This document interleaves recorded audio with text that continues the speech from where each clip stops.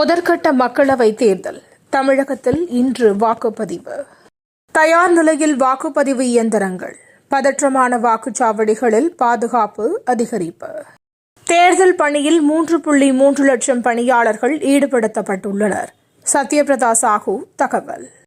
வாக்குச்சாவடி முகவர்கள் விழிப்போடு செயல்பட வேண்டும். தொண்டர்களுக்கு முதல்வர் ஸ்டாலின் கடிதம். தேர்தல் நடத்தை விதிமுறைகளை மீறி இருசக்கர வாகன பேரணி. பாஜக வேட்பாளர் எல் முருகன் மீது வழக்கு பதிவு. ஜிபே மூலம் ஓட்டுக்கு பணம் விநியோகம். அண்ணாமலை மீது திமுக புகார். சென்னையில் இன்று 6 நிமிடத்திற்கு ஒரு ரயில் இயக்கப்படும். மெட்ரோ ரயில் நிர்வாகம் அறிவிப்பு. மதுரை மீனாட்சி அம்மன் கோவில் திருவிழா பட்டாபிஷேகத்தின் போது கணவரை இழந்த அறங்காவலர் குழு தலைவர் செங்கோல் பெறலாம்.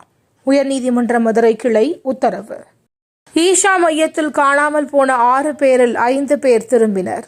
சென்னை உயர்நீதிமன்றத்தில் காவல்துறை தகவல். இனிப்புகள் சாப்பிட்டு சர்க்கரை அளவை அதிகரித்து ஜாமீன் பெற முயல்கிறார். கெஜ்ரிவால் மீது அமலாக்கத்துறை குற்றச்சாட்டு. பாஜக சித்தாந்தங்களை தோற்கடிக்கப் போகிறோம்.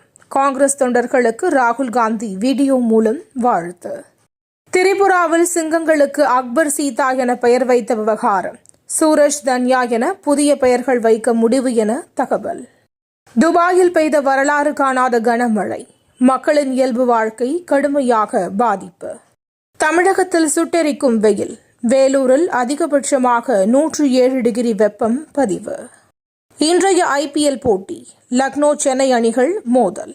தினம் தினம் நடக்கும் முக்கிய நிகழ்வுகளை சுருக்கமாகவும் தெளிவாகவும் தலைப்புச் செய்திகள் வழியே அறிந்து கொள்ள QLN நியூஸ் சேனலை சப்ஸ்கிரைப் செய்யவும்.